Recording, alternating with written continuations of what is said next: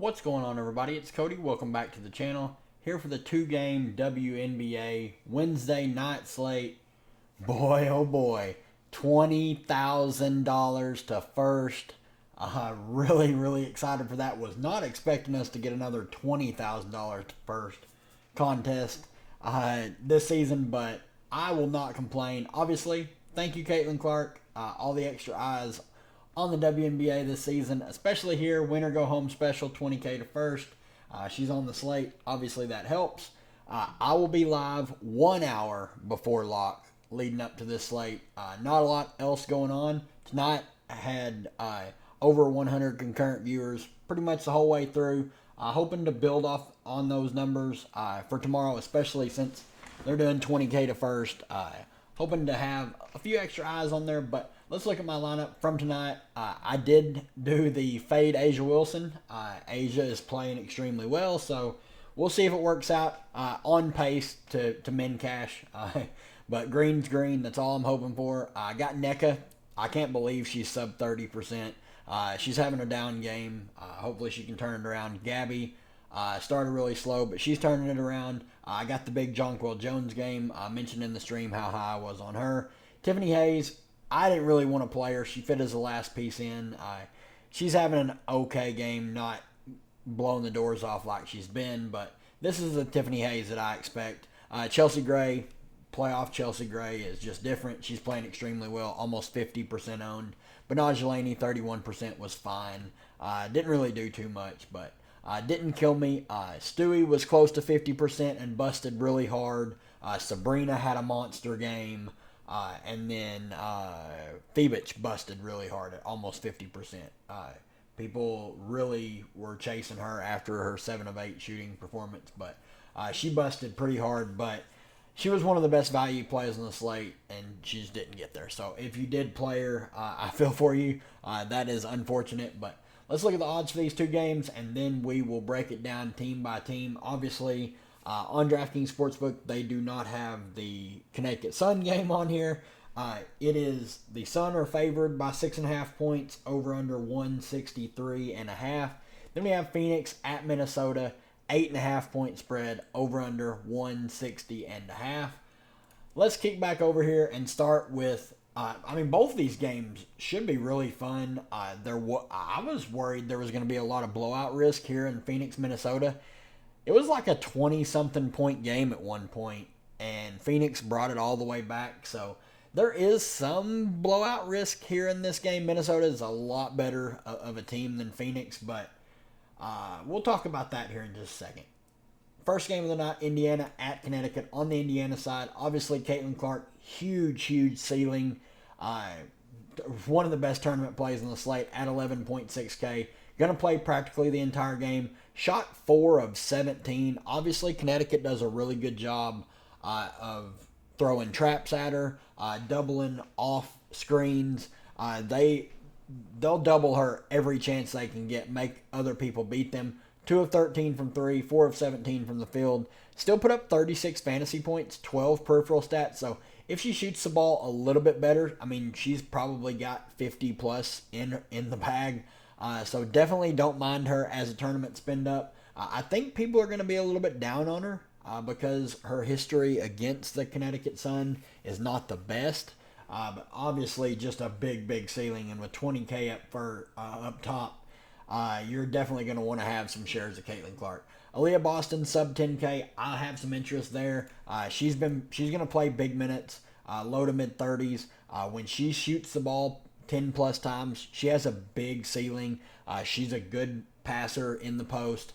She can get you those rebounds. She does all the dirty work for the team. But love her at 9,800. Kelsey Mitchell, 8,800. I think she's a fine play. She's just really scoring dependent. Melissa Smith, absolutely zero interest. If you look here, she played 9 minutes. Was abysmally bad on defense. Let's see here if it'll pull it up. Melissa Smith in 8 minutes. She was a -3. They could pull her almost immediately if she's not starting the game well, shooting the ball. I have major concerns with her minutes. Lexi Hull, 6,400. I think she's in play for value. And then Fagbinley and Dantas. Who knows what they're going to do? Last game, Fagbinley played 12 minutes. Dantas played 23. Wouldn't shock me if that flip-flops this next game and Fagbinley plays a little bit more than Dantas, but both are in play at 5,200 and 5K. Everyone else here, zero interest. On the Connecticut side, we are waiting on Ty Harris news. I do not expect her to play. She's questionable, but she only played 3 minutes to start the game. It says 4, but she only played 3. She went to the locker room and was quickly ruled out, so I would be shocked if she's able to play here, which it would open up some value. Would mean Veronica Burton would be by far the best value play on the slate. She'd be in line for right around 20 to 24 minutes off the bench. They're going to run a pretty tight rotation no matter what. Then you have Olivia Nelson-Adota, who's probably going to come in and spell Bree Jones maybe 6 to 10 minutes. Bree Jones should play right around that 30-minute mark. Dejanay Carrington's going to play low to mid-30s minutes. Dewana Bonner's going to play low to mid-30s minutes. Marina Mabry's going to play low to mid-30s minutes. And Alyssa Thomas is just going to play the entire game. AT looks amazing at 10.5K. This is the type of games that she just crushes in. Like, fresh off a triple-double, 12, 10, and 13, 6 of 15 shooting. Only 37 minutes, but they pulled the starters. She was well on her way to playing the entire game. 10.5K is a discount for a player of her caliber, and this is her time to shine. The playoffs are when she turns it up. Mabry should start if Ty Harris is out, or she will start. And she looks great. 9,500 is a steep price to pay, but should keep her ownership down. She's been an elite scorer for Connecticut of late. I mean, she shot 20 times against Indiana, 5 of 12 from 3. Obviously, big upside. Peripheral stats can be up and down for her. If you catch a game where she shoots the ball well and she gets the peripheral stats, she can break a slate. Dewana Bonner, sub 9K. I love this price tag on Dewana Bonner. I was on her in the first game and she went for over 40. I think she has even more upside because she lost out on 4 to 6 minutes due to the blowout. So a lot to like here on Connecticut. We know Indiana does not play any defense, and there's a lot to like on that team, especially if Ty Harris is to miss. Late game here, Phoenix at Minnesota. Could be Diana Taurasi's last game. She's sub 8K. I think she makes for a solid tournament play. Played 30 minutes. She's going to shoot the ball when she's out there. If you ever catch her where she grabs some peripheral stats, maybe dishes a few assists, grabs a couple boards, she can have a big game because, I mean, she easily can put up 20-plus real-life points. Like, nothing surprises me with her anymore. She's a scorer through and through. Natasha Cloud all the way up to 10.1K. If you want to chase the 60 bomb, you absolutely can. She shot 23 times, made 14 of them, shot 60%.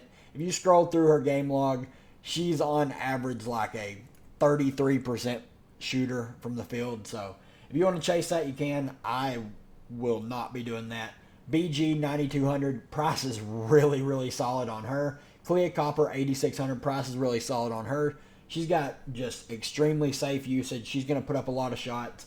Sophie Cunningham 6,800, fine value play. Everyone else I'm pretty much out on. I think you can play Mac if you worry BG was to get in foul trouble. But with this being a win-or-go-home game, I think they would just leave BG out there. They can't risk losing because the season's over. On the Minnesota side, really just the top 7 for me. Like, Natisha Heidemann is a fine value play. Courtney Williams, I do want to mention, had a huge game, 35 fantasy points, still only played 25 minutes. They gave 15 minutes to Natisha Heidemann, so if that's going to continue, Heidemann's a fine value play at that price point. We know Phoenix is not a good defensive team. Misha Hines-Allen is pretty much splitting minutes with Alana Smith. I'm expecting 22 minutes for Alana Smith, 18 for Misha Hines-Allen. I think MHA looks solid at 7,100. She plays to north of a fantasy point per minute player since she got traded over here to Minnesota. She's a solid value play at 7,100. Bridget Carrollton, one of my favorite plays on Minnesota. She has a ton of upside. Only took 8 shots here and still put up 30 fantasy points. She's a great three-point shooter, great 3-and-D player. 10 peripheral stats. Not really expecting that again, but do expect her to shoot it a little bit more. At 7,700, she has a bit of upside. Kayla McBride, 8,200. She has a bit of upside as well at that price point. She can shoot it. Alana Smith, 8,500. I don't really have a lot of interest because the minutes aren't the best. Like, she's only going to play like 20 to 24 minutes at most. She can still 3x her salary, but unless she was to get really, really extended, I just don't see the upside in paying 8,500 for Alana Smith. 9K for Courtney Williams. My worry is the minutes. Only 25 minutes. I would like her a lot more if she's going to play like close to 30. She's close to a fantasy point per minute player. She's going to stuff the stat sheet, and when she scores, she can post a huge game. And then Fee at the top, 11.3K. Best play on the slate, in my opinion. She played the entire game against Phoenix. This is just what I expect from the best players in the WNBA, to play the entire game in the postseason and put up massive, massive numbers like Fee did. 38 real-life points, 10 peripheral stats, and a block, 54 fantasy points. Just a crazy ceiling on someone like Fee. 11 of 19 shooting. She's just super efficient when she shoots the ball. She takes great shots. Just one of the best players in the league. But that's going to do it for me, guys. Really, really excited for this 2-game slate. I'll be in the Discord all day long tomorrow, trying to help people throughout the day leading into the stream before lock. Hop in there, ask questions, hang out, whatever. Really, really looking forward to this slate. 20K up top. Hoping one of us can get that money. But if you enjoy these videos, leave a like on the channel. Really helps out the channel grow. Good luck to everybody, and we'll see you guys tomorrow.